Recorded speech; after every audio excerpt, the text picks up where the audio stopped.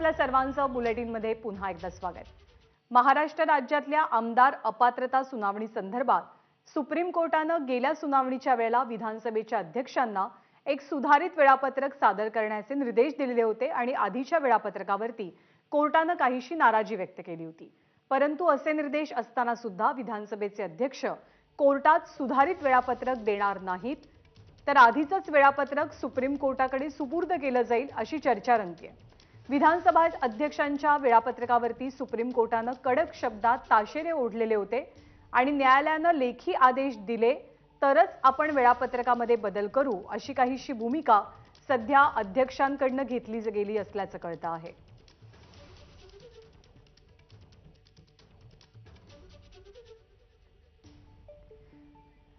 आपले प्रतिनिधी सुशांत सावंत आपल्याला माहिती देणार आहेत। सुशांत, आज खरं तर हे वेळापत्रक सादर करायचं आहे अध्यक्षांना, पण भूमिका काय दिसते, अंदाज काय बांधले जात आहेत?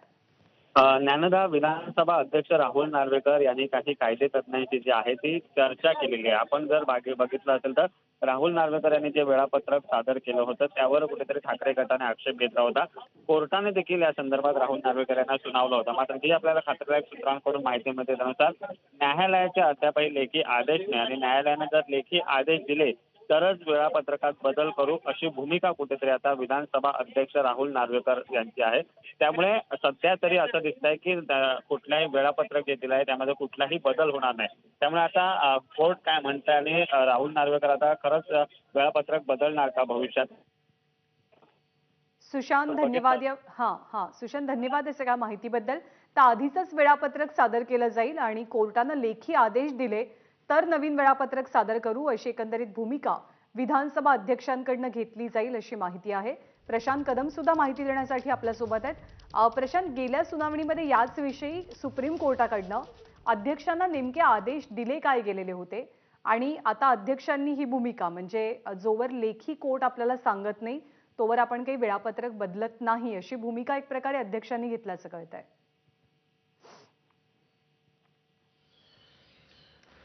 मुळामध्ये अध्यक्षांचं जे अपात्रतेसंदर्भातलं वेळापत्रक होतं त्यानुसार 13 ऑक्टोबरला ते पहिली सुनावणी करून 20 ऑक्टोबरला सगळ्या याचिका एकत्रित करायच्या की नाही असं करत करत 23 नोव्हेंबरला त्यांचं क्रॉस एक्झामिनेशन सुरू होतं आणि त्यांनी याच्यात असं म्हटलेलं होतं की 13 ऑक्टोबर ते 23 नोव्हेंबर म्हणजे हा जो वेळापत्रकाचा त्यांनी सगळा कार्यक्रम दिलेला होता आणि 23 नोव्हेंबर नंतर आपण पुढच्या डेट्स ज्या आहेत त्या जाहीर करू। त्या वेळापत्रकाची माहिती जी आहे ती त्यावेळी सुद्धा सुप्रीम कोर्टाला दिलेली नव्हती। केवळ माध्यमांच्या मध्ये आणि आमदारांमध्ये याची चर्चा झालेली होती। पण ज्या गोष्टीवरती सुप्रीम कोर्टात जोरजोरात युक्तिवाद झाले होते ते हे की 11 मे रोजी निकाल दिलेला आहे आणि आता 5 महिने होत आलेले आहेत, अद्यापही या संदर्भात कुठलाही निकाल जो आहे तो अध्यक्षांनी दिलेला नाही आणि प्रत्येक वेळी केवळ वेगवेगळी कारणं काढून ते वेळकाढूपणा करतायत हा ठाकरे गटाच्या वकिलांचा युक्तिवाद होता।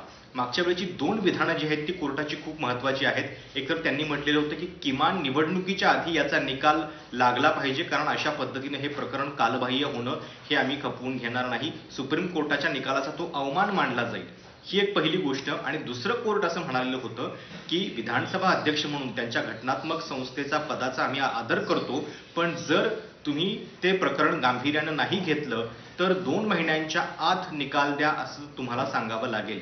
आता हे बरोबर आहे की विधानसभा अध्यक्ष म्हणतायत आम्ही आमच्या वेळापत्रकावरती ठाम राहू आणि त्याच्यामध्ये काय दुरुस्त्या आहेत, काय केलं पाहिजे हे सुप्रीम कोर्टानं सांगावं। तर आज त्या दृष्टीनं हिटेड आर्ग्युमेंट होण्याची शक्यता आहे।